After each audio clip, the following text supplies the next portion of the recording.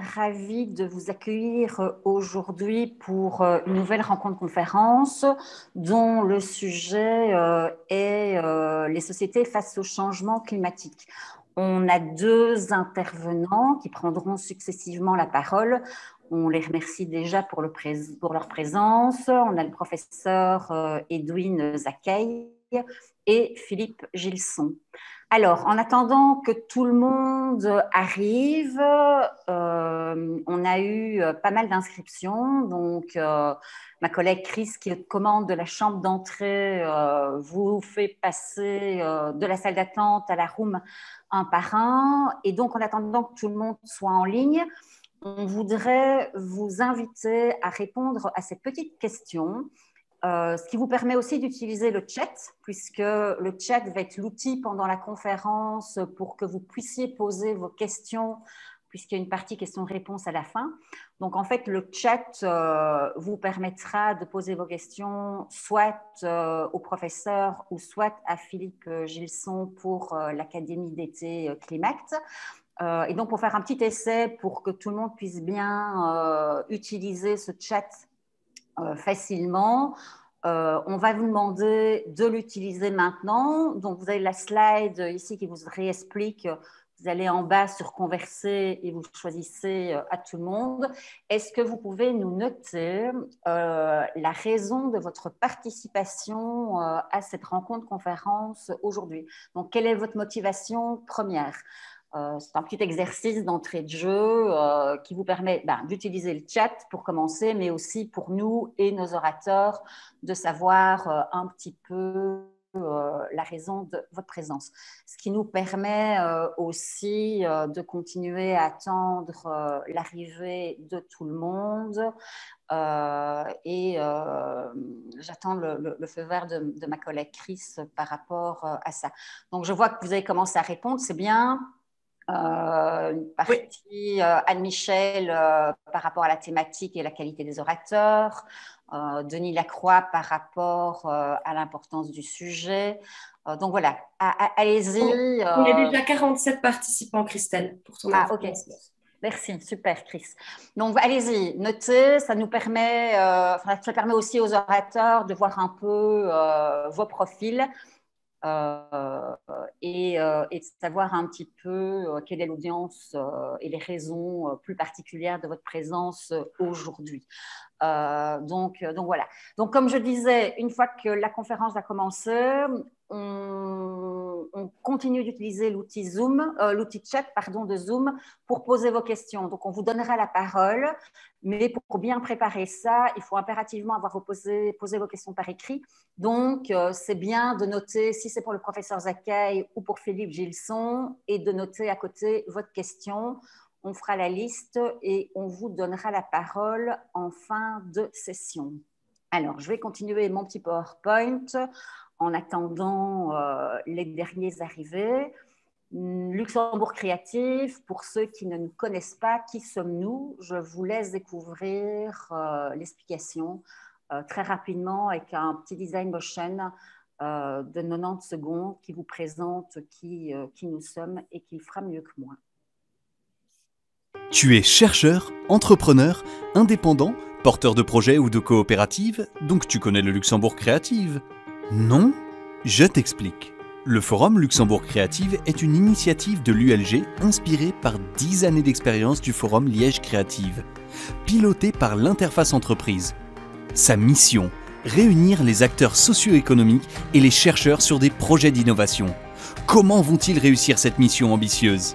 Grâce aux échanges de proximité, aux rencontres conférences inspirantes, porteuses pour le développement du territoire.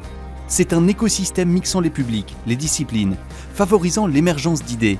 Avec le Green Hub, il compte depuis 2014 une communauté de plus de 3000 membres. Le Green Hub?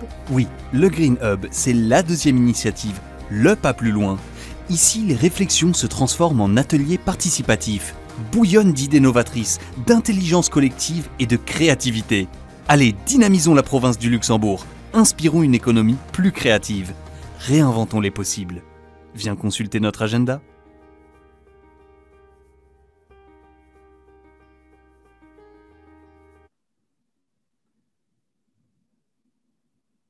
Donc voilà, maintenant vous en savez un peu plus pour ceux qui ne nous connaissaient pas, qui nous sommes, qui est le Forum Luxembourg Créative. Alors, maintenant que j'ai beaucoup parlé, le but du jeu est de passer la parole à notre premier orateur. Je vois qu'on est passé 50 participants. Les autres personnes qui sont encore désireuses d'arriver vont sans doute ne plus tarder. Philippe Gilson, liégeois, diplômé du Liège en ingénieur en aérospatial, 32 ans de carrière, dont une partie comme expatrié. Ça fait 6 ans qu'il est revenu travailler pour une PME en région liégeoise. Il y a 2 fils rouges dans sa vie, la technologie et la protection de l'environnement. Et depuis 2019, et c'est pour ça qu'il est présent avec nous aujourd'hui, il est le président de la SBL ACT qui organise notamment l'université d'été Climact. Alors, Monsieur Gilson, bonjour, ravi de vous compter parmi nous aujourd'hui. Je vous laisse la parole. Vous pouvez faire votre partage d'écran et nous expliquer un petit peu la raison d'être de votre SBL ACT. Oui, bonjour à tous. J'espère que vous m'entendez bien. Parfait, le son Oui. est très bon. D'accord. Et je partage mon écran. J'espère que ça fonctionne aussi. Parfait aussi. D'accord. Écoutez, merci de nous avoir invités et de nous donner l'occasion de prendre la parole aujourd'hui pour vous présenter ce projet. Effectivement, donc, un projet qui est d'actualité puisqu'il aura lieu cet été, dans un peu plus de 2 mois maintenant. Et peut-être, je vais commencer par en raconter la genèse très, très rapidement. En fait, certains d'entre vous ont peut-être participé aux grandes marches du climat qui ont eu lieu il y a 2 ans à Bruxelles, à Liège, etc. Et c'est vraiment ce moment qui a été le déclencheur, parce que l'idée de Climact et de l'université était dans nos têtes depuis très longtemps, mais là, on a quand même constaté qu'il y avait une mobilisation extraordinaire, qu'il y avait une vraie prise de conscience de la population de façon massive. Et donc, on s'est dit que c'était vraiment le bon moment de lancer ce projet pour essayer de mobiliser finalement toutes ces énergies pour pouvoir concrétiser des actions vraiment ambitieuses.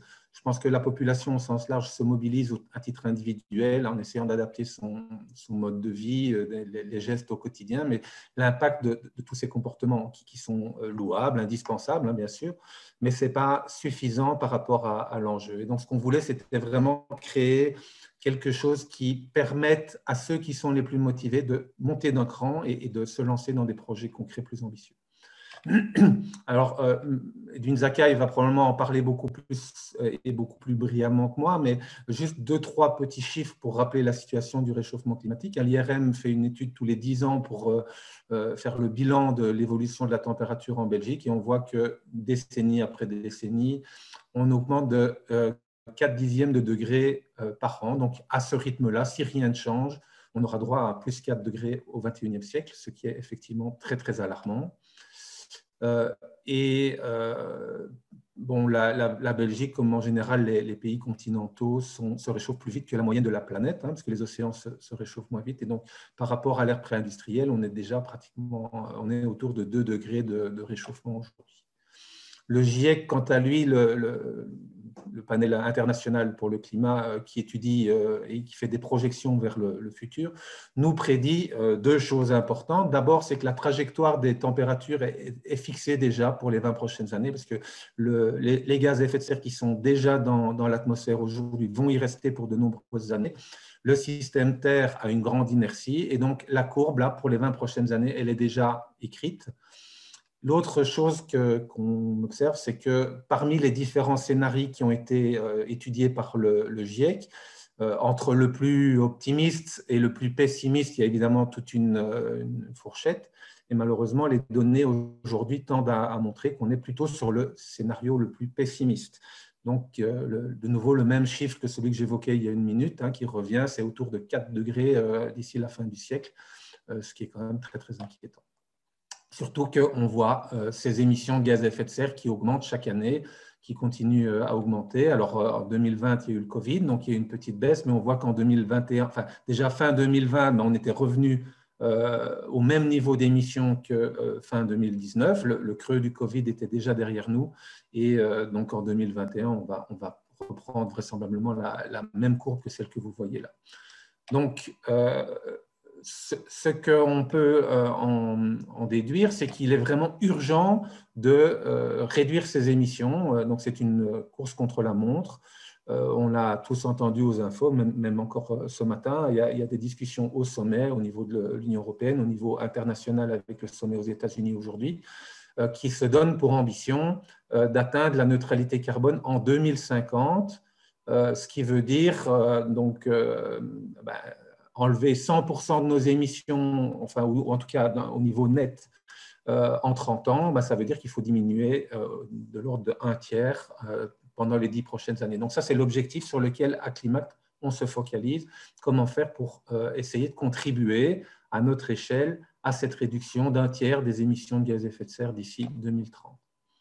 Donc, maintenant, pour résumer tout ce que je viens de dire, l'ambition de Climact, c'est vraiment de faciliter le passage à l'acte des citoyens, des citoyennes, pour atténuer ce réchauffement climatique, mais pas uniquement cet objectif-là. Ce qu'on veut, c'est le faire aussi dans le respect de la justice sociale, et on va voir pourquoi dans un instant. Donc, les deux leviers de notre ambition, c'est donc réduire les émissions de gaz à effet de serre pour ralentir cette fameuse hausse des températures, et deuxièmement, de le faire dans un esprit de solidarité. Encore une fois, je vais expliquer ça un peu plus en détail tout de suite. Alors, si on se penche maintenant sur nos régions, c'est-à-dire la Belgique francophone, la WAC, qui est une agence de la région wallonne, publie des statistiques et nous montre la répartition des émissions dans nos régions qui sont représentées sur ce camembert.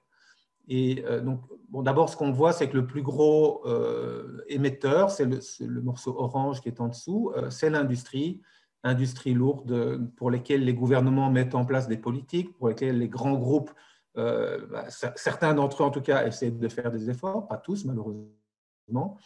Ce n'est pas des secteurs dans lesquels les citoyens ont des leviers d'action évidents, et donc pour Climact, on pense que ce n'est pas la priorité des actions que nous pouvons faciliter, que nous pouvons déclencher. Par contre, pour toutes les autres tranches de ce camembert, là, c'est différent. On pense qu'au contraire, les citoyens ont un rôle à jouer pour accélérer cette réduction des émissions, notamment le domaine du transport, qui représente ici à peu près 1/4 des émissions. Il y a beaucoup de solutions d'écomobilité qui sont à la portée des citoyens, et donc c'est un sujet dont on souhaite s'emparer. Au niveau résidentiel, on est tous logés quelque part, et donc notamment au niveau du chauffage, on sait que les émissions de gaz à effet de serre sont très importantes, à peu près 1/6 des émissions en Wallonie, et donc la rénovation des bâtiments est un sujet également sur lequel on souhaite s'impliquer. L'alimentation et l'agriculture, autre gros sujet, à peu près 1/8 des émissions proviennent de l'agriculture dans nos régions, et nos habitudes alimentaires peuvent avoir un impact important sur ces émissions, que ce soit les circuits courts, que ce soit la part carnée dans nos repas, etc. Et puis, un autre secteur, je pense qu'Edwin Zakaï va certainement en parler aussi, ce sont les énergies renouvelables, puisque la production d'électricité est un gros émetteur de gaz à effet de serre, et que ce soit les installations photovoltaïques ou les coopératives qui se lancent dans des projets éoliens, ce sont bien des leviers d'action qui sont accessibles pour des citoyens motivés. On va donc s'en préoccuper aussi. Alors, il y a d'autres leviers qui ne sont pas dans ce camembert, mais qui nous intéressent et pour lesquels on se mobilise à Climact.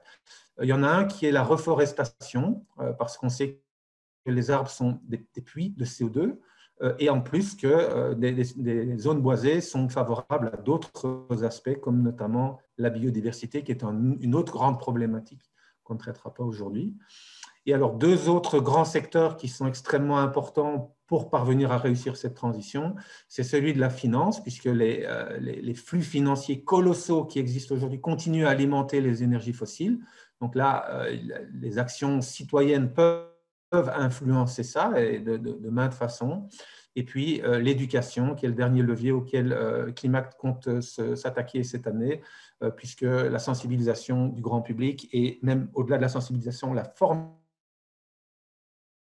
de ce qui se passe simplement en termes physiques et sociétales sont essentiels pour pouvoir incurver ces tendances. Alors, le deuxième volet, je le mentionnais il y a 2 minutes, c'est favoriser la justice sociale.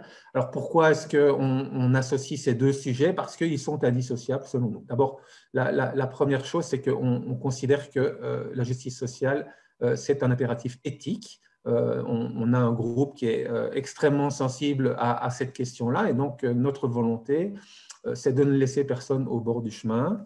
D'autant que, deuxième raison, il y a une espèce de double injustice pour les personnes précarisées, c'est qu'elles émettent extrêmement peu de gaz à effet de serre, mais ce sont elles qui seront les plus touchées, les plus rapidement touchées.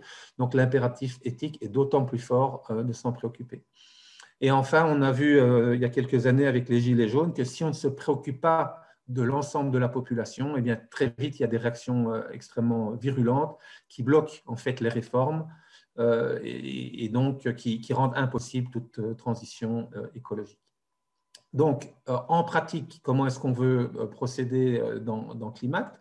Eh bien, c'est faire émerger des projets qui privilégient certaines stratégies, en particulier celles qui bénéficient aux moins favorisés.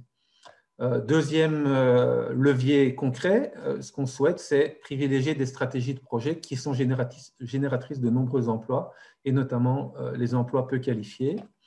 Et enfin, que les projets qui émergent puissent se développer dans le cadre de l'économie sociale, c'est-à-dire plutôt privilégier des modèles de coopératives et d'ASBL, plutôt que des sociétés anonymes dont la vocation principale est de rémunérer des actionnaires, alors qu'ici, ce qu'on veut, c'est vraiment maximiser l'impact environnemental et sociétal de ces projets.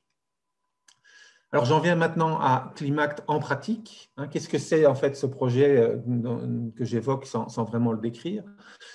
C'est une université d'été qui durera 2 semaines en résidence, en tout cas pour ceux qui le souhaitent. Elle sera composée donc de 2 semaines, on va voir le programme un peu plus en détail, mais la première semaine est essentiellement consacrée au partage de connaissances et d'expériences à travers des cours, à travers des tables rondes, à travers des visites de terrain et des ateliers de travail. On a vraiment là un programme, on va dire presque académique, mais pas que, puisqu'il y aura beaucoup d'échanges avec des professionnels de terrain et des visites sur le terrain. Et puis aussi des moments de détente, parce qu'on pense que le fun a sa place et surtout on souhaite créer une communauté avec une dynamique très forte et des amitiés fortes qui se créent pendant ces 2 semaines. Alors, la deuxième semaine, elle est consacrée à cet objectif principal du projet qui est vraiment l'émergence de projets concrets et ambitieux qui vont permettre de limiter les émissions de gaz à effet de serre dans une approche solidaire. Je vais rentrer un tout petit peu plus dans le détail de ce programme. Donc, la première journée, c'est le samedi 3 juillet avec l'accueil et des cérémonies d'ouverture, une soirée d'accueil, donc les moments sympathiques avant de commencer à travailler. Mais dès le dimanche, et ce pour 6 jours consécutifs, donc du dimanche au vendredi inclus, on aura un programme chargé avec 2 heures de cours le matin, plus une table ronde, et 1 heure de cours et une table ronde l'après-midi, suivi d'un atelier thématique. Donc, ce seront des journées quand même bien remplies, qui vont permettre d'avoir cette diffusion de connaissances et d'expériences, et qui vont finalement arriver à une apothéose le samedi, le jour des visites de terrain. Une journée de temps libre le dimanche avant de se mettre vraiment à travailler sur la création de projets avec les différentes phases classiques pour les gens qui ont un petit peu de bagage entrepreneurial, d'émergence d'idées, d'analyse de marché, de définition de stratégie pour arriver à un plan d'affaires et puis une présentation finale. Donc, chaque groupe de projet va faire une présentation le dernier jour, le samedi, devant un panel d'experts qui seront là pour donner des conseils et pour mettre en contact les porteurs de projets avec leur carnet d'adresses, etc. Le dimanche, donc dernière journée de réseautage avant de se disperser après ces 2 semaines bien remplies. Je vous parle maintenant un peu plus de ces 8 projets, puisque c'est quand même la finalité principale de Climact. Donc, les thématiques, ce sont celles que j'ai évoquées tout à l'heure avec le camembert des émissions en Wallonie. Donc, on propose 2 projets sur les énergies renouvelables. Là, on a scindé le photovoltaïque et puis les autres énergies renouvelables, et notamment l'éolien. Donc, ce sont les 2 grandes familles d'énergies renouvelables en plein boom dans le monde entier pour le moment. La rénovation des bâtiments et la reforestation, l'écomobilité et l'alimentation durable. Donc, ce sont 6 projets qu'on a regroupés sur ce slide parce qu'ils combinent 2 caractéristiques spécifiques. D'abord, ils ont la possibilité de mener à des réductions directes des émissions de gaz à effet de serre. Et deuxièmement, on pense qu'ils peuvent donner lieu vraiment à une stratégie économiquement viable ou rentable, et donc de pouvoir donner lieu à la création de coopératives avec des activités marchandes rentables. Tandis que les 2 derniers projets qui sont à droite, la finance soutenable et l'éducation, ont une nature un peu différente, puisque là, on ne peut pas mesurer de façon très précise l'impact en termes d'émissions de gaz à effet de serre. Par contre, on pense que cet impact pourrait être encore plus important à moyen terme. Par ailleurs, c'est quand même plus compliqué de créer des activités de type marchand dans ces 2 projets, et donc on pense probablement que les projets qui vont en émerger auraient une nature différente, peut-être plutôt des ASBL que des coopératives. Alors en bleu en dessous, vous voyez en filigrane qu'il y a toute une série de sujets transversaux qui traversent tous ces 8 projets et qui seront abordés aussi pendant l'université d'été, donc le climat, la justice sociale, l'économie sociale et l'économie circulaire qui feront l'objet de cours et de tables rondes pendant ces 2 semaines. Alors, les 8 projets, les 8 défis qu'on lance à nos participants, on va les cadrer avec un certain nombre de critères. Et le premier, c'est un critère d'ambition de projet. Donc, je vous disais tout à l'heure que l'idée, c'était de monter d'un cran, c'était de ne pas rester au niveau des colibris, mais monter vraiment sur des projets très ambitieux. Et donc, on vise une réduction des émissions de gaz à effet de serre d'au moins 10 000 tonnes de CO2 équivalent par an et par projet. Alors, si vous creusez un peu la question, vous allez vous rendre compte que c'est très ambitieux, mais c'est atteignable par des structures de type de PME. Et donc, c'est pour ça qu'on a fixé cette barre-là. On a mis cette barre à ce niveau-là.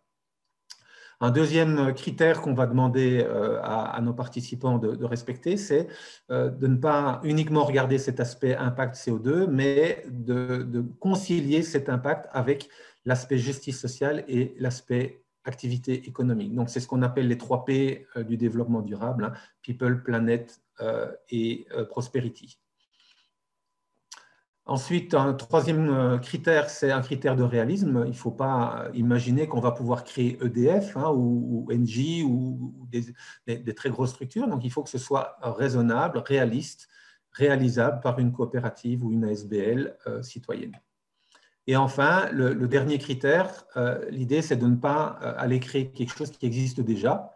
On a besoin de toutes les forces. Ce qu'on cherche, c'est surtout combler des trous dans la raquette, en quelque sorte, et donc essayer de développer des activités là où elles n'existent pas encore ici en Belgique francophone, ce qui n'empêche pas d'ailleurs de s'inspirer d'autres initiatives qui existent à l'étranger, mais qui n'existeraient pas encore chez nous. Voilà, alors au terme des 2 semaines, l'histoire ne s'arrête pas. L'ambition, c'est qu'elle continue, et donc les participants, ou en tout cas un certain nombre d'entre elles, se sentent partants pour concrétiser ces projets et donc créer des structures coopératives ASBL. Et on est en train donc de mettre en place une structure pour accompagner ces porteurs de projets au-delà de l'université d'été, en mettant en place donc un réseau d'incubateurs qu'on appelle l'incubateur partenarial Climact, qui d'ailleurs ces partenaires vont participer à l'animation de l'université d'été, et notamment la deuxième phase, la partie entrepreneuriale. Et ils vont, au-delà de l'université d'été, être aussi là, disponibles pour accueillir dans leurs infrastructures les porteurs de projets qui souhaitent concrétiser leurs projets. Alors, c'est mon dernier slide. Hein. Je voulais quand même communiquer les informations pratiques pour les personnes qui seraient intéressées à participer. Le seul critère, finalement, pour pouvoir s'inscrire à Climact, c'est d'avoir plus de 18 ans. Et il n'y en a pas d'autres. Donc, il n'y a pas de prérequis en termes de formation. Toutes les disciplines sont les bienvenues. Tous les niveaux sont les bienvenus. Au contraire, on pense même que la diversité est vraiment un atout, donc on l'encourage vivement, pas uniquement en termes de genre ou d'origine, mais aussi de parcours, de formation, parce que les idées qui vont en émerger seront d'autant plus riches que la diversité des participants sera grande. Donc, il y a un formulaire d'inscription sur notre site internet, dont l'adresse est ici en rouge, hein, qui est assez simple à remplir. On demande une lettre de motivation et puis de choisir parmi les 8 thématiques que j'ai exposées tout à l'heure, les 3 thématiques préférées pour pouvoir constituer des groupes qui vont, donc les sous-groupes qui vont travailler sur ces projets. Il y a une participation aux frais qui est demandée pour couvrir l'ensemble des frais de logement, de repas et de logistique et de préparation de cette université d'été, qui est de 450 € pour les participants qui resteraient en pension complète. Et donc, pour ceux qui disposent d'un logement à proximité, ils peuvent faire la demande d'une réduction de cette participation aux frais. Donc, notre intention est de donner la chance à un maximum de personnes de participer. On essaie d'être aussi inclusif que possible. Voilà, j'en ai terminé. J'espère que je n'ai pas été trop long et je vous remercie pour votre attention. Je serai jusqu'à la fin de la présentation de M. Zakai avec vous pour répondre à vos questions en fin de conférence. Merci beaucoup. Alors, merci Philippe Gilson pour cette présentation. Avant de donner la parole au professeur Zakai, on voudrait lancer un petit sondage. Je pense que j'ai un petit souci. Je vois que M. Zakai a déjà partagé son écran. Ce n'est pas grave. Vous pouvez juste répondre, si vous voulez bien, à ce petit sondage que vous voyez apparaître sur votre écran. Juste pour savoir un petit peu si vous connaissiez l'Académie d'été Climact. Je laisse une petite minute et puis, professeur, je vous laisserai la parole sans souci. Donc voilà, n'hésitez pas à répondre à ce petit sondage. Voilà, vas-y. Est-ce que tu vois les réponses, Christelle? Oui, je vois les réponses et je vais mettre fin au vote. Donc voilà.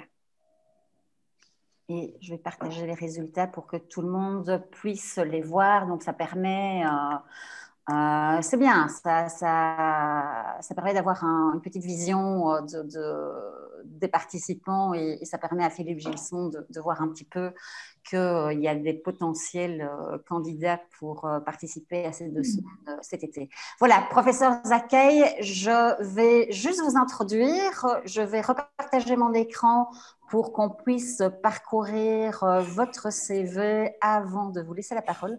J'imagine que vous êtes impatient de pouvoir présenter votre slide. Donc voilà, je vais juste passer sur la slide suivante chez moi. Professeur Edwin Zakai, docteur en sciences de l'environnement, ingénieur civil physicien, licencié en philosophie. Vous êtes professeur à l'Université libre de Bruxelles et vous avez surtout fondé le Centre d'études du développement durable en 1997. Vous avez également été maître de conférence à Sciences Po Paris. Vos recherches portent essentiellement sur les différents aspects du développement durable touchant aux transformations des sociétés sous l'effet des questions environnementales.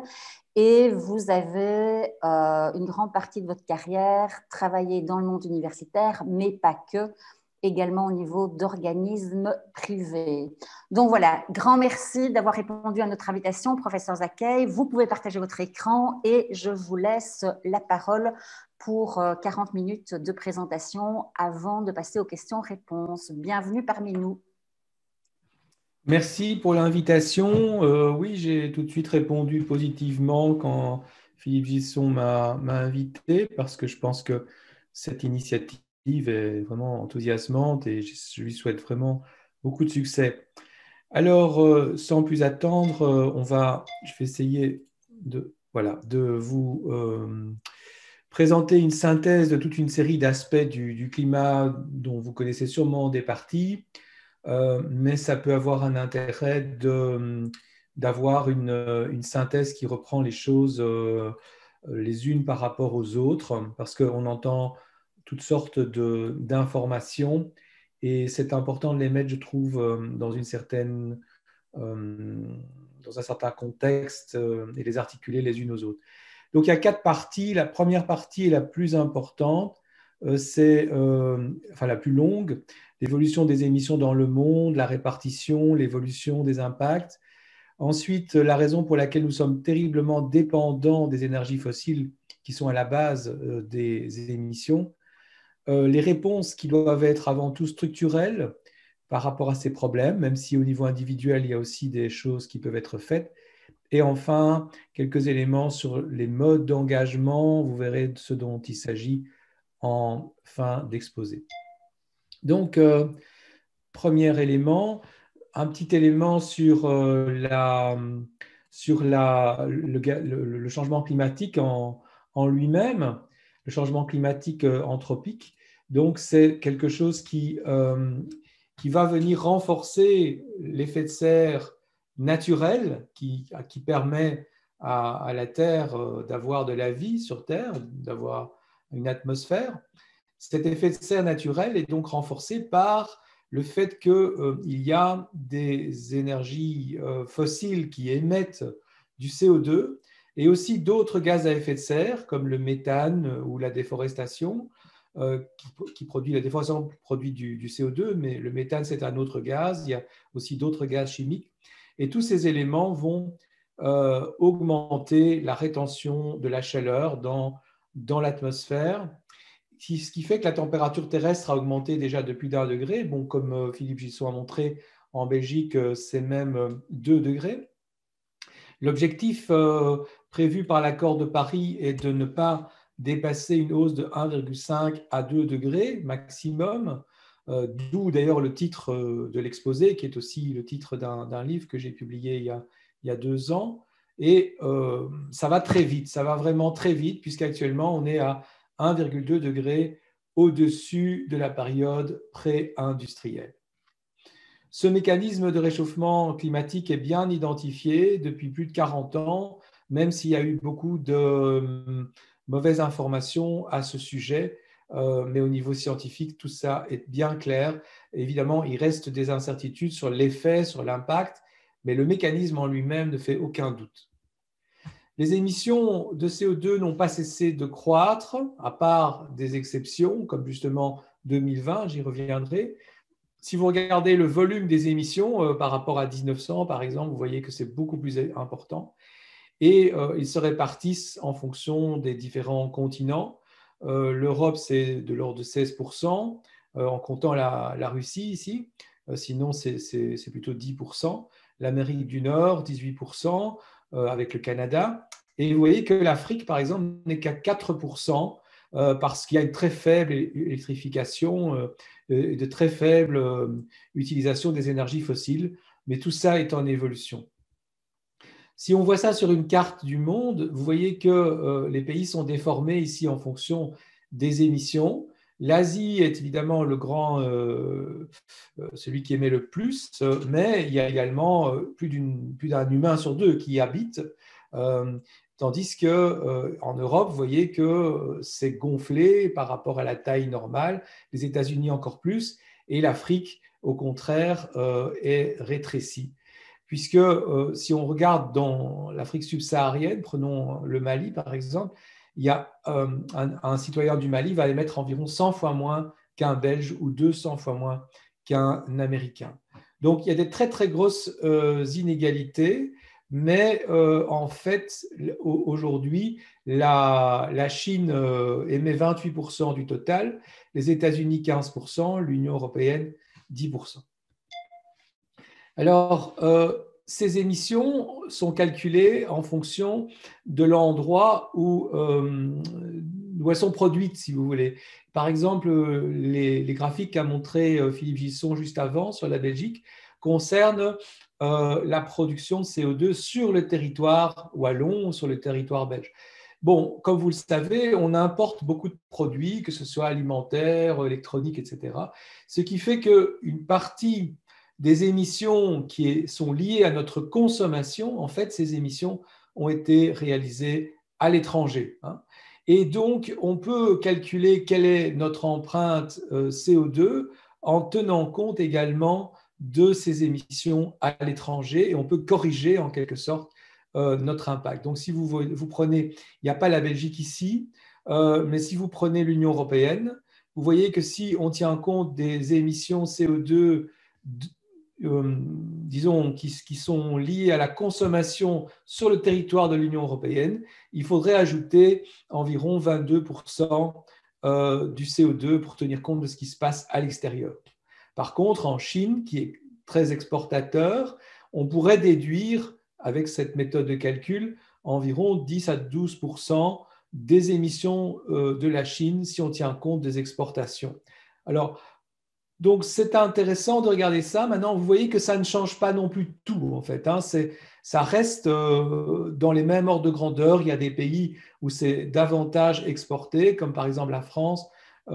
Mais dans l'ensemble, on est quand même dans des ordres de grandeur comparables. Ça ne change pas complètement le tableau si on tient compte de ce qui est fait à l'extérieur comme émission. Alors, au niveau de la vulnérabilité, maintenant, eh bien, la vulnérabilité, ici, on peut la voir sur cette carte à travers le nombre de personnes qui sont touchées par des événements climatiques anormaux ou extrêmes. Et là, évidemment, vous voyez que l'Inde ou la Chine, par exemple, sont très touchées par des événements extrêmes, des sécheresses ou des événements comme des cyclones, etc. L'Afrique également. Par contre, des régions très émettrices comme l'Europe et l'Amérique sont beaucoup moins touchées par ces événements. Bon, ça peut-être expliquer, c'est un facteur parmi beaucoup d'autres, sur le fait que nous ne sommes pas nécessairement extrêmement dynamiques sur les questions climatiques, même si maintenant il y a des engagements, mais enfin, ça a pris pas mal de temps. En fait, les impacts que nous ressentons sont plus faibles que ce qu'on ressent dans les pays en développement. Alors, tout ça va aussi évoluer, mais si on essaye de voir un peu quels sont les principaux impacts, eh bien, on peut essayer de voir ce qui se passe en fait. Attendez, parce que je suis un peu perdu. Voilà, ici. Dans les prochaines décennies, on a une augmentation prévue de toute une série de perturbations de l'agriculture par les modifications des saisons, avec plus de sécheresse, des modifications de la période des pluies, etc. Et il faut savoir que la pauvreté, en fait, touche beaucoup de ruraux qui dépendent directement de la terre. Et au fond, ce sont les premières victimes du changement climatique déjà aujourd'hui par rapport à ces modifications des saisons. Après, il y a toute une série d'autres facteurs, comme des endroits où vous avez un moins ici, qui sont des endroits où les sécheresses vont être de plus en plus fortes. La Californie, avec les incendies qu'on a vus, la Méditerranée, où les prévisions sont assez sombres, en fait, et puis d'autres facteurs comme la fonte des glaciers, avec des impacts sur l'eau, ou également les impacts sur le corail, qui est très fort endommagé par le changement climatique, avec des centaines de milliers d'espèces en fait, qui dépendent des coraux et également pour des produits de pêche. Alors, il y a la montée du niveau des mers aussi. La montée du niveau des mers, c'est tout le temps revu par les scientifiques d'année en année parce qu'on a du mal à calculer la vitesse à laquelle fondent les grands massifs comme ici le Groenland ou l'Antarctique. Aujourd'hui, on est sur l'idée que ça serait peut-être 1 mètre plus ou moins à la fin du 21e siècle, mais ça peut être plus. Et il faut savoir aussi qu'il y a une augmentation des événements extrêmes, par exemple plus de tempêtes à la mer du Nord ou ailleurs, les cyclones qui sont plus importants. Donc, vraiment, je dirais un tableau extrêmement sombre avec beaucoup d'impacts humains, économiques, qui incite à agir d'une façon très déterminée, même s'il faut également avoir des investissements importants. Si on les compare aux impacts, il est évident que ces investissements sont beaucoup plus faibles que les coûts occasionnés par ces impacts. Alors, après 2050 ou 2080, hélas, les choses sont encore pires parce qu'en fait, on pourrait avoir vraiment une déstabilisation du climat et on aurait des zones qui deviendraient peu vivables du fait d'une combinaison de haute température qui concernerait peut-être 1 milliard, 2 milliards de personnes. Donc, il faut absolument éviter cette situation. Si on arrivait à 4 degrés, et Philippe Gisson a mentionné ça, qui serait, je dirais, l'évolution au cas où il n'y a pas de changement important, eh bien là, on aurait des vagues de chaleur très importantes, des régions très, très touchées. Et il y a un climatologue important, connu, qui s'appelle James Hansen, qui disait entre 2 et 4 degrés, la différence est la civilisation. Donc, pour des personnes qui regardent à long terme, hein, je pense notamment à des jeunes comme Greta Thunberg, il est clair que ce monde-là, il est tout à fait dystopique, hein, pour prendre un terme technique. En tout cas, c'est un monde à éviter. Donc, il faut réduire les pollutions, c'est-à-dire éviter l'ingérable, parce qu'on serait dans quelque chose d'ingérable à 4 degrés. Et puis, il faut également s'adapter, parce que les changements climatiques sont déjà là, hein, j'en donnerai quelques éléments juste après, et donc ça c'est ce qu'on appelle parfois gérer l'inévitable. Alors, qu'est-ce qu'on a prévu pour ça? Ben, comme vous le savez, il y a l'accord de Paris, hein, de 2015, et comme je le disais, cet accord a prévu, enfin plus que prévu, s'est engagé à limiter l'élévation des températures à 1,5 degré ou à 2 degrés, vous avez ici les termes exacts. Il y a 195 pays signataires qui ont des engagements pour réduire leurs émissions. C'est ce qu'on appelle les contributions nationales déterminées. Et donc, comme vous le savez, il y a aujourd'hui et demain un sommet aux États-Unis, enfin par vidéoconférence, mais organisé par les États-Unis. Et le but, c'est justement d'augmenter ce qu'on appelle l'ambition de ces CDN. Aujourd'hui, les CDN ne sont pas assez ambitieuses. Je vais vous le montrer ici. Vous avez, si on additionne ces CDN, si on additionne ce qu'elles prévoient, donc ces contributions nationales déterminées des différents pays, on se retrouverait dans un scénario qui nous amène à quelque chose qui se stabilise, qui diminue un petit peu, mais qui n'est pas du tout dans la fourchette pour obtenir 2 degrés ou 1,5 degré.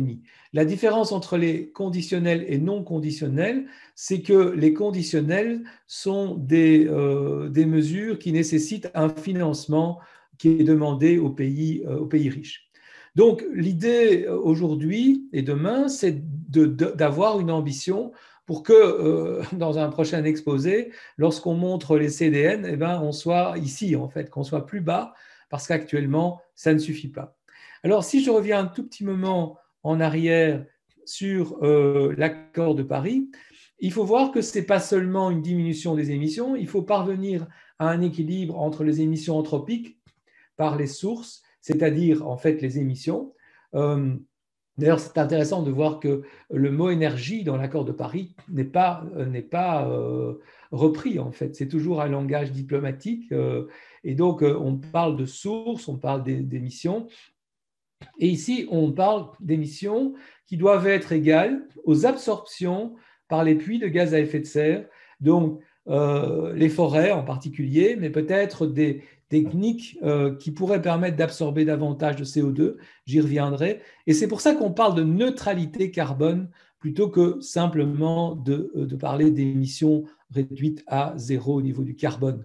Alors, je dis tout de suite la chose suivante, c'est que la partie que l'on peut attendre de ces absorptions est relativement faible, elle est mineure en fait, elle est assez mineure, j'y reviendrai. Et donc, c'est avant tout une diminution des émissions qu'il faut atteindre. Alors, ce qu'on a eu en 2020, c'est effectivement une baisse des émissions d'environ 6%. Et c'est à peu près ce qu'il faudrait chaque année pour atteindre 1,5 degré. Donc, ça veut dire 6% en 2020, mais 6% supplémentaires en 2021, etc. Donc, vous voyez qu'on n'y est pas du tout. La façon dont ces 6% ont été atteints est évidemment, on pourrait dire presque sauvage, dans la mesure où on parle de 200 millions de chômeurs, sans parler de toute une série d'autres effets. Donc, voilà, c'est autrement qu'il faut arriver à cette réduction que de façon brutale. Mais vous voyez qu'il faut des réductions très fortes. L'Europe, maintenant, a des objectifs de moins 55% en 2030 par rapport à 1990. Et ça signifie qu'il faut faire 5 à 7 fois plus vite que durant les décennies passées. C'est-à-dire entre 90 et 2020, on a réduit déjà environ 20%. Et si on fait un calcul, eh bien, on voit qu'on doit aller 5 à 7 fois plus vite maintenant dans les 10 ans qui suivent. Or, il y a des émissions prévisibles de la part des installations en place. Et ça, c'est un vrai problème, si vous voulez, parce qu'on arrive aujourd'hui à installer de plus en plus d'énergie renouvelable. Je vous donnerai quelques chiffres, mais il y a également les installations en place qui continuent à polluer, en particulier les centrales à charbon, qui sont très nombreuses, qui sont une très grande cause de pollution. Et donc, il faut voir de quelle façon est-ce qu'il est possible de limiter la durée de vie des équipements très polluants. C'est assez complexe. Et donc, il y a des gros investissements, et ça veut dire un effort qui est technique, qui est économique, dans le sens où il faut réorienter les investissements politiques, éducationnels, culturels. Cette transition énergétique est presque une révolution qu'il faut accomplir. Un petit slide sur les diminutions qui ont été enregistrées en 2020 au moment du Covid, parce que vous êtes peut-être étonné vu que ça ne touche que 6% du total des émissions de gaz à effet de serre, mais c'est parce qu'en fait, on a eu essentiellement le transport qui a été arrêté, également le transport aérien, un peu l'énergie, mais tout ça s'est passé durant quelques mois, puis il y a eu une reprise, notamment en Chine, et donc on est assez vite remonté. Et donc, ça veut dire que même ces grosses restrictions qu'on a eues n'ont pas eu vraiment un effet concluant sur le climat. Alors, il y a également des inégalités, j'ai déjà un tout petit peu abordé ça lorsque je vous ai montré la carte des émissions. Il y a des inégalités profondes en matière à la fois d'émissions et de vulnérabilité. Donc, sur les causes, 50% de la population mondiale émet moins de 10% des gaz à effet de serre. Les derniers chiffres que j'ai lus, c'est même 7%. J'ai déjà parlé d'un habitant d'Afrique subsaharienne. Mais les impacts, les victimes sont plus nombreuses dans les pays en développement. Donc, ces inégalités-là sont, je dirais pas, on n'y remédie pas du tout, mais elles sont connues et elles apparaissent depuis très longtemps dans les conférences climat, dans les COP. Par contre, ce dont on a moins parlé et qui vient plus à l'avant-plan maintenant, c'est les inégalités à l'intérieur des pays, dans la mesure où la transition devient un projet qui n'est plus réservé à une catégorie de la population, mais doit concerner tout le monde. Et donc, les inégalités par rapport à ceux qui ont du mal à faire le pas, il est absolument nécessaire par exemple, si on augmente la tarification du carbone, eh bien de compenser, de faire des redistributions vers certaines catégories de la population, peut-être certaines entreprises, pour avancer en fait à travers ces inégalités qui sont bien réelles. Encore une façon de les montrer, c'est au niveau mondial, donc je viens de l'expliquer, les 10% qui émettent 50%, les 50% qui émettent 10%, mais une majorité des Belges, je fais partie des 10% les plus émetteurs à l'échelle mondiale. Il faut savoir que même les classes moyennes ici, nous sommes ici dans les plus émetteurs au niveau mondial. Ce qui veut dire que du point de vue de l'ingénieur, au niveau mondial, il faudrait agir avant tout sur ces 10%, puisque c'est eux qui ont la plus grosse part d'émissions. Évidemment, du point de vue politique, c'est plus difficile parce que c'est aussi ces catégories-là de pays qui ont plus de pouvoir et il y a plus de difficultés à avancer de ce côté-là. En passant, regardez les émissions de carbone par rapport aux inégalités de revenus. Donc, il y a des grosses inégalités climatiques. Il y a également des grosses inégalités de revenus qui sont encore plus grandes que les inégalités climatiques. Donc, en fait, la justice climatique n'est pas le seul type de justice. Il faut tenir compte aussi d'autres inégalités.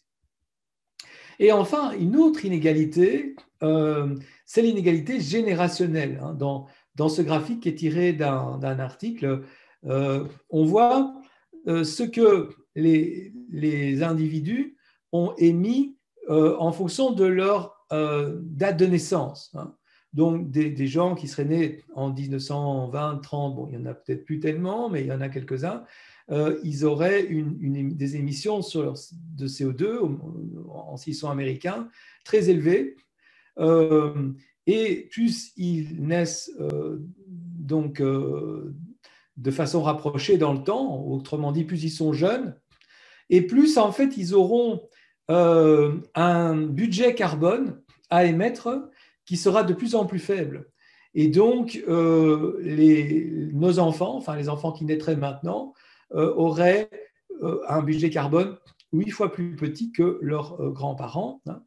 Donc, ça, c'est vraiment évidemment un énorme problème. Alors, on peut discuter ces projections parce que je ne vois pas tellement la raison pour laquelle ici l'Inde reste ici stable. En réalité, certains pays devraient pouvoir augmenter un petit peu leurs émissions. Donc, on peut discuter. Mais enfin, l'idée, vous la comprenez, c'est qu'il y a une inégalité générationnelle. Et encore une fois, petite référence à Greta Thunberg ou aux marches de Youth for Climate. Ce graphique-là nous montre aussi voilà, la réalité ou les contraintes qui pèsent sur des personnes plus jeunes. Voilà donc pour la première partie qui est la plus longue. Maintenant, deuxième partie, pourquoi nous n'arrivons pas à réduire cela rapidement? Il y a une triple dépendance aux énergies fossiles, donc pétrole, gaz, charbon. Cette dépendance est technique, économique et même culturelle.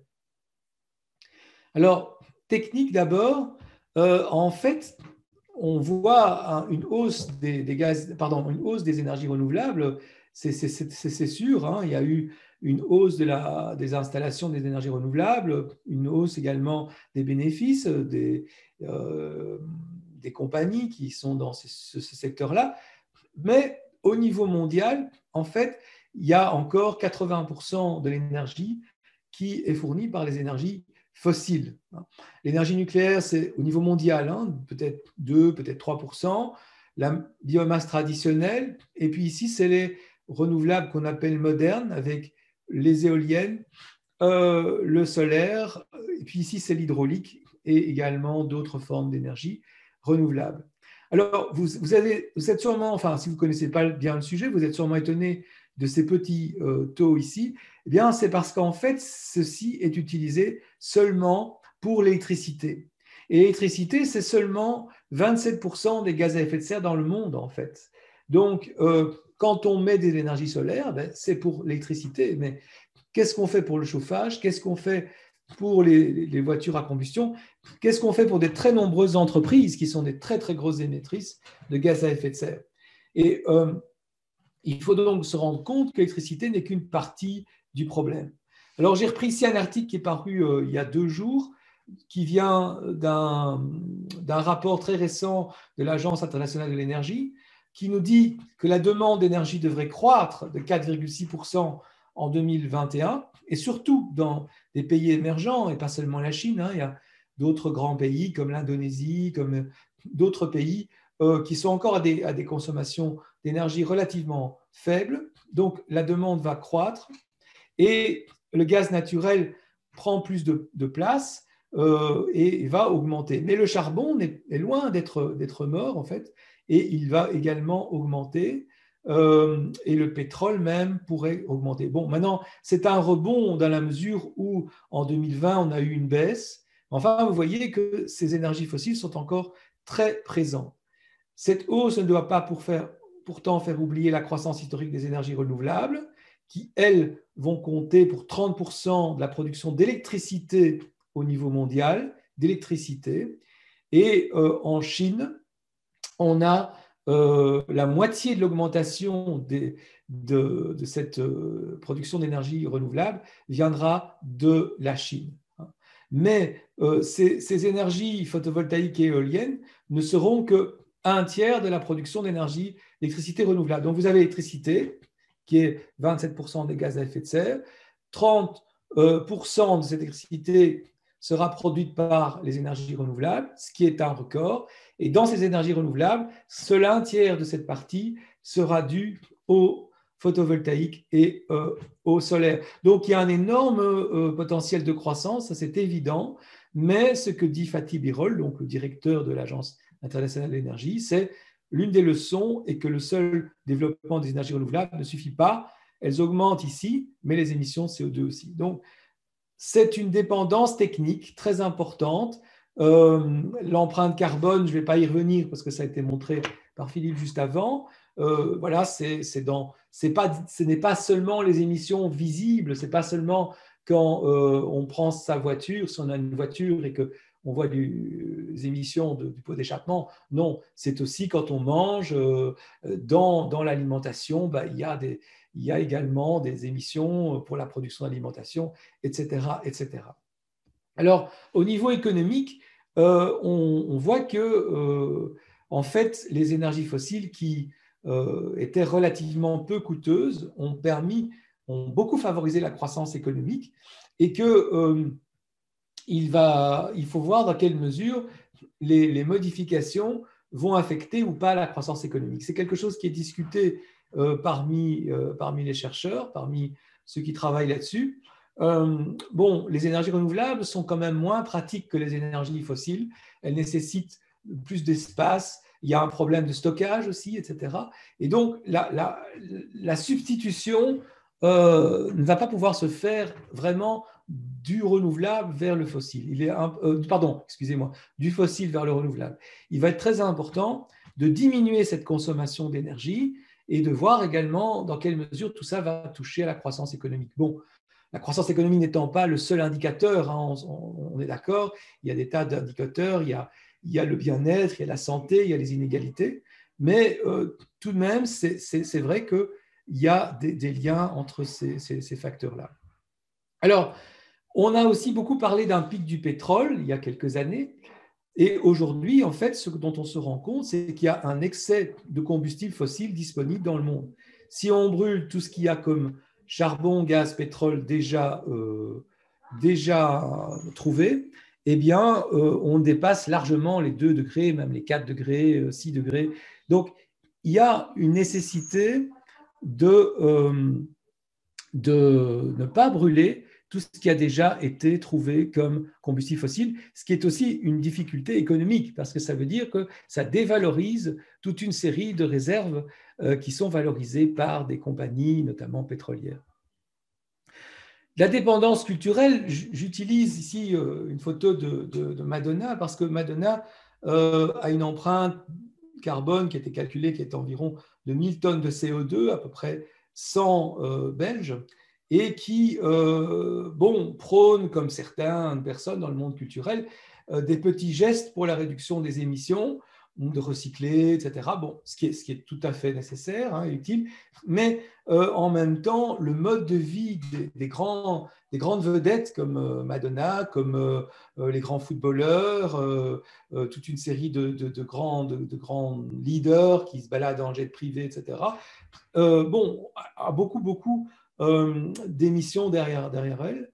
Et dans la mesure où ça devient des modèles, ou en tout cas c'est des modèles pour certaines parties de la population, eh bien c'est la culture elle-même de la réalisation de soi, le fait d'avoir une vie qu'on considère comme brillante, qui est réussie. Eh bien, est-ce que ça passe ou non par beaucoup de consommation, par le fait de voyager, d'avoir été dans beaucoup d'endroits, etc.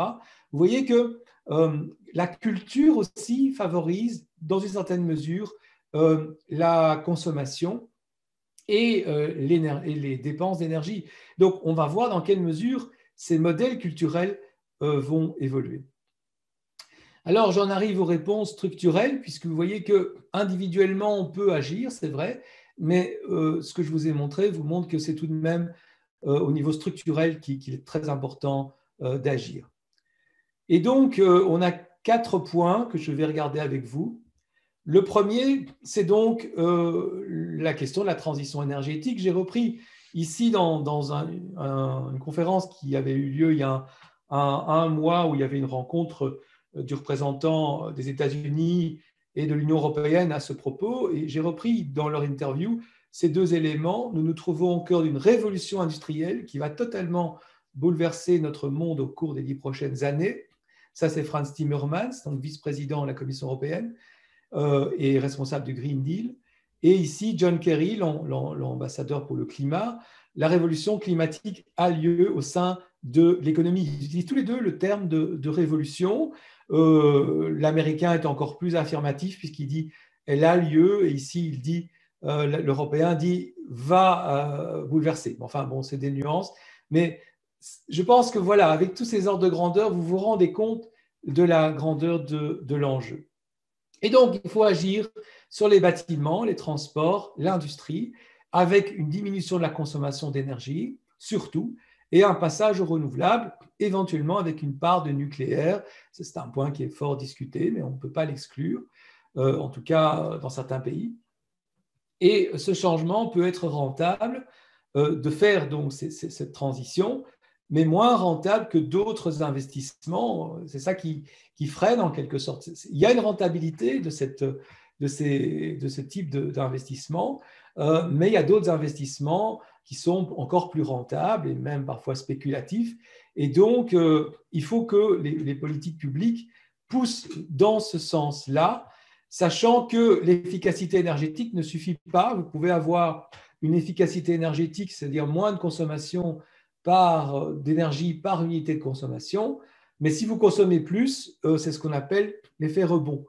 Dans les technologies de l'information et de la communication, par exemple, les ordinateurs, les GSM, on a beaucoup moins de consommation d'énergie par élément d'information transmis, par gigabyte. Il y a beaucoup moins d'énergie par gigabyte, mais les TIC sont en croissance. Il y a de plus en plus d'installations et leur gaz à effet de serre émis par ce secteur-là pourrait atteindre 8%, c'est-à-dire les véhicules dans le monde en 2025, les émissions des véhicules dans le monde. Donc, vous voyez que malgré les gains d'efficacité, ça ne suffit pas. Il y a quelque chose par rapport à la croissance de la consommation qu'il faut prendre en compte. Alors, économie d'énergie, renouvelable, autres technologies énergétiques qui existent, avec des technologies qui existent, mais qu'il faut pousser. En anglais, on dit scaling up, il faut les faire monter en grade. Et c'est pour ça que, par exemple, une initiative comme Climact est assez intéressante pour essayer de répertorier des choses qui existent, mais d'essayer de les mettre en application et qu'elles obtiennent un plus grand potentiel. Alors, le capitalisme, on entend parfois dire que c'est ça la cause de ce problème et qu'on n'arrivera pas à résoudre le problème si on reste dans ce système. Bon, on peut observer qu'en Chine, où on a des grosses décisions étatiques, les consommations d'énergie et de gaz à effet de serre ont quand même fortement augmenté aussi. Et malgré tout, il y a des nouvelles installations, par exemple, notamment de centrales à charbon, etc. Donc, ce n'est pas que le néolibéralisme, ce n'est pas que les prix qui guident l'investisseur, même quand l'État joue un rôle, ça ne va pas nécessairement résoudre le problème. Par contre, il faut qu'il y ait, enfin à mon sens, et au sens de beaucoup de chercheurs, il faut qu'il y ait une correction des prix, il faut qu'il y ait une réforme pour orienter vers des prix qui sont plus conformes aux impacts des produits, donc autrement dit une tarification du carbone. Alors, à quel niveau? Eh bien, l'OCDE estimait que le coût moyen des impacts du carbone issu de l'énergie serait en 2020 de $60 par tonne. Il faudrait au moins $60 par tonne. Et en 2017, pourtant, 85% des émissions carbone n'étaient pas soumises à une taxe. Et parmi celles qui l'étaient, les 3/4, donc les 15%, les 3/4 étaient seulement dans un tarif inférieur à $10. Bon, c'est en train d'évoluer. Et au niveau de l'Europe, d'ailleurs, le marché du carbone, maintenant, la tonne de carbone a augmenté de prix, mais on reste quand même à des niveaux nettement inférieurs. Et donc, on peut s'attendre à une hausse des tarifications du carbone, ce qui va permettre de récupérer de l'argent. Et comme je le disais, cet argent devrait être réinvesti en tenant compte des inégalités sociales et des besoins en matière de transition. Alors, il faut aussi s'adapter, hein, gérer l'inévitable. Aujourd'hui, le taux de CO2 dépasse celui des 3 derniers millions d'années, c'est-à-dire plus que l'histoire humaine, et il continue à augmenter. Et donc, il y a de plus en plus de rapports sur l'adaptation. Il y en a un français ici qui dit que c'est un enjeu urgent et majeur. Dans 10 jours, il y a un gros colloque en France sur les événements extrêmes et ce qu'ils nous apprennent sur ce que va être le climat et comment est-ce qu'on peut s'adapter par rapport à ces événements. Moi, j'ai travaillé pendant des années avec des étudiants sur ce sujet-là. C'est très important de se rendre compte que le climat est en train de changer et de voir ce qu'on peut faire aussi concrètement par rapport à l'adaptation. En Belgique, il y a un rapport, si ça vous intéresse, qui s'appelle C-Clim et qui a travaillé sur ça. Par exemple, selon certaines études, le climat des villes en 2050 pourrait se déplacer de plus de 1000 km vers le nord. Excusez-moi. Depuis une petite seconde. Je suis en pleine conférence. Excusez-moi. Donc, voilà. Donc, ici, on a une petite idée. Bon, pour certains, c'est un peu excessif comme prévision, mais c'est tout de même une possibilité, c'est d'avoir un climat qui était celui donc d'une ville qui se situait 1000 km plus bas au début des années 2000. Ça nous donne aussi des éléments pour se situer. Bon, j'ai parlé de la neutralité carbone et du fait qu'on pourrait essayer de retirer du carbone pour compenser en quelque sorte les émissions trop fortes.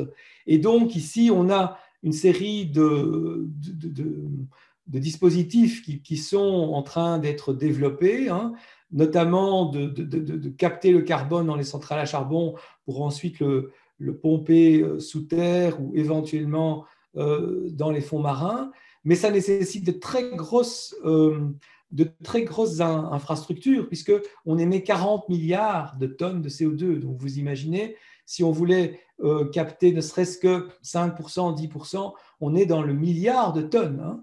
Donc, pour avoir des infrastructures pour pouvoir faire ça, ça coûte extrêmement cher, ça prend du temps et il y a aussi des risques. Il y a d'autres facteurs qui permettent de compenser le carbone, comme par exemple les forêts, mais il y a des limites par rapport à ça. Parce que les forêts, si le climat se réchauffe, eh bien, elles peuvent brûler et elles peuvent se dessécher et elles peuvent réémettre le carbone. Et de plus, il faut voir par rapport aux populations qui habitent non loin de ces forêts. Donc, je ne vais pas rentrer plus dans les détails parce que le temps avance, mais les facteurs d'absorption restent relativement faibles. Alors, les modes d'engagement, je voulais juste peut-être terminer là-dessus. Donc, on a un changement qui est institutionnel, qui est absolument nécessaire, comme mettre un prix sur le carbone, orienter les investissements, mais il y a des lenteurs, des oppositions à l'intérieur même du secteur public. Les entreprises ont les technologies, elles ont un réel dynamisme, mais si elles sont prisonnières de la rentabilité maximum à court terme, ça va pas le faire.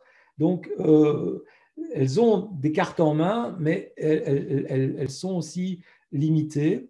Puis, il y a les mouvements de mobilisation des citoyens qui poussent le gouvernement à agir. Et c'est vrai qu'il y a eu vraiment un effet des mobilisations en 2019 sur notamment le Green Deal européen.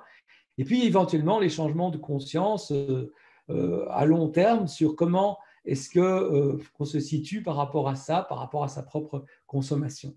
Voilà, je vais terminer là pour laisser du temps pour les questions parce que je devrais arrêter vers environ 2h moins 10. Mais disons que par rapport au climat, ce qui est normal va continuer à changer, c'est-à-dire qu'on va avoir un climat qui va changer avec des risques plus visibles.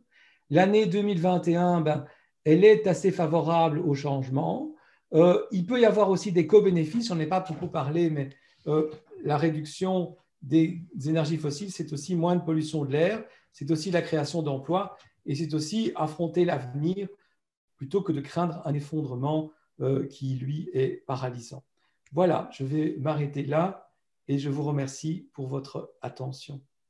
Si vous avez accès à Cairn, la plateforme Cairn, notamment au niveau des universités, des étudiants, vous pouvez avoir accès à ce livre qui est paru en 2019 et sinon, il existe aussi en format livre. Merci. Merci, professeur Zakei. C'était très, très intéressant. J'imagine le sujet est tellement vaste qu'on pourra en discuter des heures, des jours et des semaines. Merci en tout cas de nous avoir brossé ce portrait.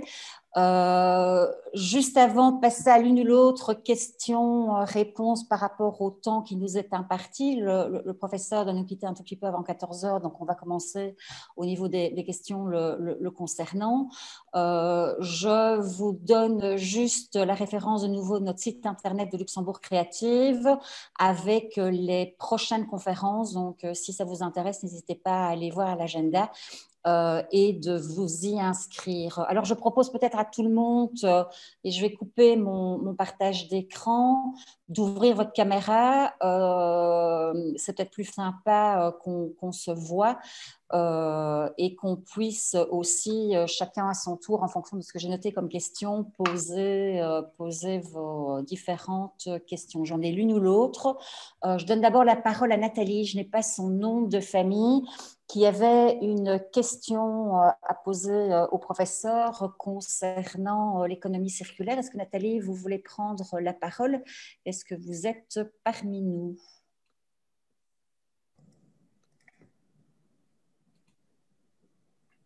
Voilà. On vous écoute. Bonjour. Bonjour. Je suis parmi vous. Merci vraiment beaucoup pour ces deux belles interventions. C'était plus des remarques que des questions, mais je suis preneuse de tout complément d'information. Et donc, en ce qui concerne effectivement la question de la croissance économique, dans le bouquin de Bourg et Herzberger sur l'économie, sur l'économie circulaire et l'anthropocène, c'est un petit peu différent, mais c'est quand même relié. Il donnait le chiffre de croissance maximum pour ne plus puiser dans les ressources de la planète de 1% de croissance, qui est vraiment très, très, très, très peu. Je me demandais s'il y avait moyen de nuancer ce chiffre. Et d'autre part, je souhaitais aussi souligner que parmi tous les impacts qui ont été cités, il y a aussi la question de l'adaptation de la biodiversité qui ne peut pas se faire dans des temps aussi rapides, avec des choses qui sont déjà observables maintenant, comme la remontée des essences, notamment des hêtres vers le nord. Et ça concerne la si belle hêtraie cathédrale de la forêt de Bruxelles qui est menacée. Voilà, étant moi-même intéressée par toutes les questions de biodiversité, je voulais souligner cet élément et demander s'il y avait des compléments d'information. Voilà. D'accord. Personnellement, moi, je ne crois pas qu'on puisse déterminer un chiffre de croissance comme ça, indépendamment de toute une série de situations. Les situations sont très, très variables. Par exemple, si vous faites une croissance avec des centrales au charbon pour produire l'électricité, même si vous avez 0% de croissance, ce sera très, très mauvais en fait. Hein. Et si vous faites une croissance avec des énergies renouvelables, ça sera très différent. Et puis la croissance, elle est différente par rapport aux différents pays aussi. S'il faut voir, vous avez des pays où il y a une croissance démographique, c'est important que le niveau de revenu soit encore correct. Il y a des ressources. Donc, je crois que la croissance est liée aux technologies qui sont derrière. On ne peut pas mettre un chiffre unique par rapport à toutes les situations. Alors, l'économie circulaire, c'est certainement positif pour diminuer l'énergie et les déchets. Voilà, rapidement dit. Par rapport à la biodiversité, moi aussi, comme vous, hein, je suis très sensible à ce sujet. J'ai mentionné les coraux. C'est l'un des endroits où la biodiversité est la plus directement menacée par la hausse du niveau des mers. Il se fait que les coraux sont très sensibles même à une hausse de 1 degré à 1,5 degré des océans. Et donc, ça représente énormément d'espèces.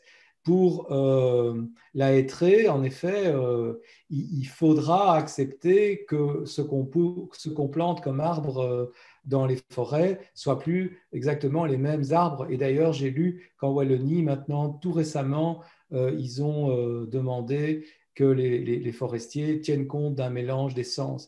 Et même ce qu'on appelle les espèces endémiques, c'est-à-dire les espèces qui sont adaptées aux espaces naturels, vont évoluer, en fait, parce que les espèces migrent. Celles qui peuvent bien migrer, c'est les poissons, en fait. Et elles ont beaucoup migré dans l'océan Atlantique. Et comme je dis toujours, ils n'ont pas lu les rapports du GIEC, donc il y a quand même quelque chose qui s'est passé, et ils ont migré quand même. Et donc les oiseaux migrent aussi, mais beaucoup d'autres animaux ne peuvent pas migrer. Mais pour ce qui est de l'agriculture et des forêts, il y a d'autres choix à faire par rapport à d'autres essences. Oui. Merci, professeur, pour cette réponse. Laura Couraud voulait aussi vous poser une question. Est-ce que Laura, vous êtes là? Bonjour à tout le monde, est-ce que vous m'entendez? Oui, très bien. Oui, alors, j'ai pas de caméra, mais mon micro fonctionne. Moi, je me demandais, vous avez parlé d'un colloque prévu dans une semaine et je voulais savoir si c'était toujours possible de s'y inscrire. Oui, il faut que j'envoie l'invitation. Par contre, c'est payant, mais peut-être pas payant. Mais franchement, ça a l'air d'être un colloque extrêmement intéressant. Donc, je vais envoyer à Christelle Gillet le mail demain, parce que cet après-midi, je suis occupé, mais je l'enverrai et il est encore possible de s'inscrire. Ok, super. Merci beaucoup. Merci. J'avais également une question de JM. Je ne sais pas quel est votre prénom, Jean-Michel sans doute. Vanel, est-ce que vous voulez, Jean-Michel, prendre la parole?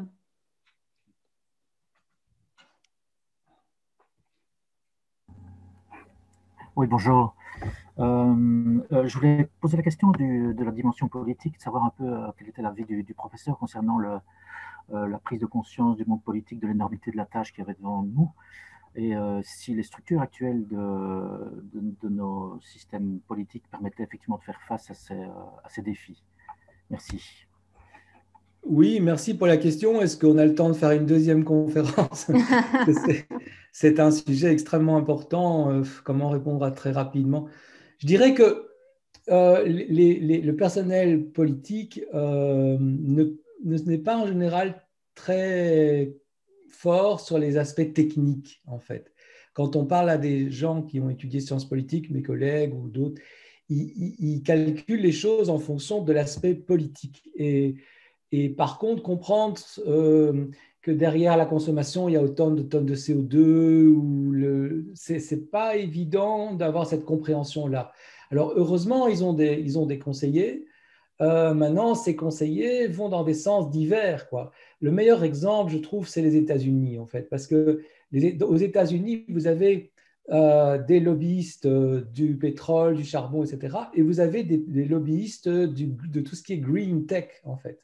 Et les uns avaient l'oreille du président Trump et les autres ont l'oreille du président Biden. Hein. Et donc, il y a énormément comme ça d'influence autour des hommes politiques, des hommes et des femmes, bien sûr, politiques. Maintenant, petit à petit, il y a une compréhension, mais c'est très complexe parce que, en fait, ce que je vous montre, moi, en tant que scientifique, c'est un changement qui est difficilement réalisable, il faut bien le dire. Hein. D'ailleurs, c'est un peu ce qui m'avait poussé à écrire ce livre, en fait. C'est quand vous regardez ça de près, vous vous dites « oui, mais est-ce que c'est réalisable, quoi ?» Et les politiques ont plus une vision comme ça, réalisable, réaliste. Donc, je ne sais pas jusqu'à quel point c'est facile pour eux de s'engager comme ça sur des choses de long terme. Donc, je crois que là, tout ce qui est influence, je parlais du lobby du business, mais aussi l'influence des électeurs. hein, joue un rôle important. Hein. Aujourd'hui, c'est parce qu'il y a des sondages d'opinion qui vont dans un certain sens que des politiques vont davantage en ce sens-là, quoi. Donc voilà, en 2 mots, ce serait ma réponse, mais il faudrait aller plus loin. Encore une dernière question, Oui, Nelson, la dernière professeur. question. Voilà. Et en fait, je vais partager le lien du colloque là, comme ça, juste avant de partir, que ça sera plus facile, tout le monde pourra le voir. Ah bah, vous pouvez le mettre dans le chat, oui, Oui. tout à fait, c'est une bonne idée. Alors pour terminer, je donne la parole à Martin Huberlen. Est-ce que vous pouvez poser votre question, même si la réponse sera brève, au professeur Zakei? Oui, bonjour, merci pour la question. Très concrètement, moi, je travaille dans une entreprise ici dans la région de Liège. On utilise les outils autour des objectifs de développement durable, les 17 ODD. Quel est votre avis par rapport au fait qu'il y a un seul objectif finalement qui concerne directement le changement climatique? Moi, j'ai le sentiment que parfois ça relaie ça au second plan dans les priorités peut-être parce qu'on est dans 17 objectifs et du coup c'est 1 sur 17. Selon vous, est-ce que ça met assez ou pas en avant l'importance et l'urgence par rapport à cette problématique? C'est une bonne question parce que moi, j'ai toujours vu les ODD comme quelque chose d'assez positif parce que c'est important d'avoir les questions sociales en même temps que les questions écologiques. Et dans les ODD, il y a d'autres objectifs écologiques, quoi. Il y en a 6, je crois. Enfin, il y en a un certain nombre qui touchent à la biodiversité, à l'océan, etc. Donc, je n'avais pas tellement l'impression que c'était un problème parce que c'est transversal et le climat va se retrouver ailleurs. Donc, moi je ne dirais pas que c'est un problème, sachant que ce n'est pas la seule chose qui nous guide non plus. Hein. Donc, bien sûr, bien sûr. Super, merci. Avec plaisir.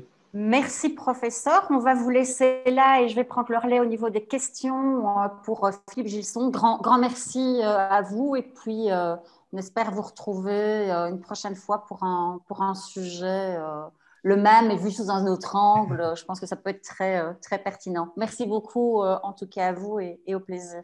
Merci de l'invitation. Voilà, j'ai trouvé le lien, je vous l'envoie ici. Ok, super, parfait. Il est bien arrivé. Hein. Merci, professeur. Au revoir. Alors, j'ai une question de Cécile Cavalade pour Philippe Gilson. Est-ce que Cécile, vous pouvez prendre la parole? Voilà, bonjour. Bonjour. Tout d'abord, merci pour les 2 interventions extrêmement complémentaires et éclairantes. J'avais une question très pragmatique par rapport à Climax et à l'université d'été, pour savoir en fait quels sont les financeurs et les partenaires qui sous-tendent l'initiative et est-ce que c'est une initiative qui s'inscrit dans la durée avec des universités qui seront répétées ou peut-être d'autres types d'actions. Alors, je n'ai pas eu le temps d'aller regarder sur le site internet parce que j'ai été passionnée par la 2e intervention. Voilà, mais peut-être que la réponse s'y trouve. Oui, en partie. Vous m'entendez bien?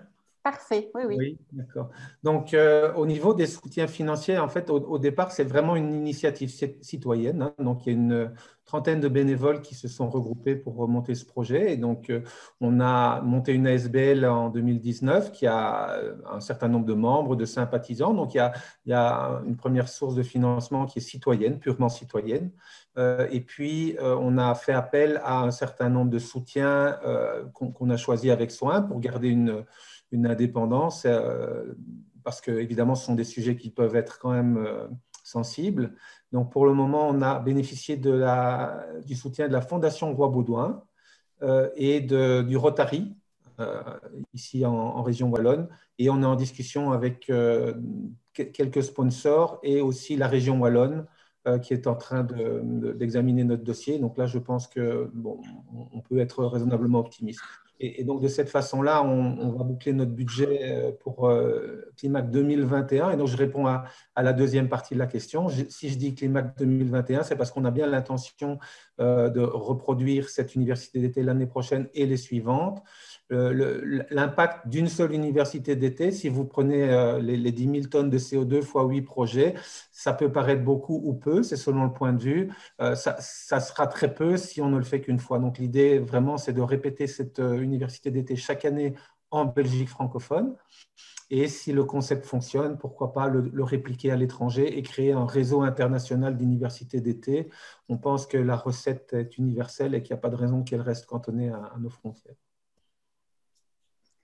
Ok, parfait. J'avais encore une question pour vous de Nanou Karel. Excusez-moi si je ne prononce pas bien le nom. Est-ce que vous êtes encore en connexion? Oui, oui, ce qu'il y a, c'est que j'ai du mal à... Enfin, j'ai écrit ma question. Vous m'entendez? Oui, oui, voilà, Oui, je vous écoute. parce que mon fils est également en cours, donc on risque de se télescoper. Donc voilà, ma question, je l'ai écrite. Si vous pouvez la répéter pour moi. Alors, je la cherche parce que je ne l'ai pas copiée. Je suis en train de remonter. Donc simplement... Voilà, je peux la poser, Oui. j'ai trouvé. Que pensez-vous de l'approche de Bruno Latour, ces questions? Sa démarche pourrait-elle peut-être être inspirante pour l'université Climact? Oui, oui, c'est une question très pertinente parce qu'on a contacté Bruno Latour pour l'inviter à participer à l'Université d'été Climat l'année dernière. Malheureusement, il n'était pas en mesure de venir participer comme professeur à l'Université d'été. Donc, on a un autre cours qui va traiter de ces aspects, enfin, même plusieurs, hein, plus larges, mais il a une approche philosophique finalement qui est extrêmement riche et pertinente. Donc, il est sous-jacent, si vous voulez, quelque part en filigrane de notre programme, mais malheureusement, il ne pourra pas y participer. Alors, si on parvient à démontrer le concept de cette université et créer une université d'été Climat en France, il sera bien entendu parmi les premiers invités. Je peux parler là, oui, ça va? Oui, oui, allez-y. Oui. Allez-y, Mon fils a quitté le bureau, donc je suis plus libre pour parler. Je regardais de nouveau les différentes thématiques qui sont reprises pour l'université d'été et je me demandais, et je vais relativement vite, oui, voilà, éducation. Ok. Parce que moi, j'ai quand même le sentiment qu'il y a une dimension culturelle qui est extrêmement prédominante à travailler dans cette révolution dont on parle et qu'il faudrait sans doute aborder au même titre que toutes les thématiques, si pas plus que toutes les thématiques techniques, quoi. Voilà. Alors, elle est reprise sans doute dans le volet éducation, j'imagine. Oui, tout à fait. On a aussi un cours sur les biais cognitifs, les freins psychologiques, etc. Donc, on essaie d'avoir cette dimension aussi moins technique, comme vous le soulignez. Ce sera sous-jacent à beaucoup d'activités aussi qui auront lieu en parallèle que je n'ai pas évoquées, mais il y a quand même des temps libres qui sont quelque part où on va proposer des activités complémentaires qui iront dans ce sens-là. Bon, on aurait pu multiplier les sujets, mais ça prend du temps aussi. C'est quand même compliqué d'organiser ça avec un groupe de bénévoles. Et donc, on a déjà identifié la culture comme étant un sujet très, très probable pour Climac 2022. Oui, d'accord. Parce que je ne veux pas monopoliser la parole, mais juste bon, les dimensions éducationnelles, donc les biais cognitifs, etc., la connaissance, c'est une chose, mais le sens de notre existence, enfin, c'est peut-être des dimensions plus philosophiques, le culturel dans la dimension philosophique, et pourquoi est-ce qu'on consomme comme on consomme, pourquoi est-ce qu'on est des prédateurs comme on est des prédateurs, etc., etc. Je pense que c'est aussi important, si pas plus, comme levier d'évolution. Enfin, voilà, je partage juste mon avis, qui est très basique. Et parmi les inscrits, parce qu'on a déjà presque une cinquantaine d'inscrits à l'université d'été, eh bien, le sujet qui a été le plébiscité finalement, qui est le plus populaire parmi les inscrits, c'est celui-là, hein, c'est le sujet de l'éducation. Je pense que vous n'êtes pas la seule à penser que c'est celui qui a le plus de potentiel d'impact dans le futur. Ok, merci. Merci beaucoup en tout cas. Petite demande, Monsieur Gilson, on me demande en fait, Laura Courreau, si on peut participer à l'université d'été si on n'est pas résident belge. Est-ce qu'il y a une limitation par rapport à ça? Quelles sont les restrictions éventuelles? Non, on a déjà des inscrits de France, d'Angleterre, donc il n'y a pas de problème. Enfin, je ne sais pas quelle est l'origine de la personne qui pose la question, mais il n'y a pas de critères de nationalité. Ok, parfait. Alors, j'ai une dernière question avant de clôturer. Danick Samin ou Samin, si vous voulez prendre la parole, je vous la laisse bien volontiers.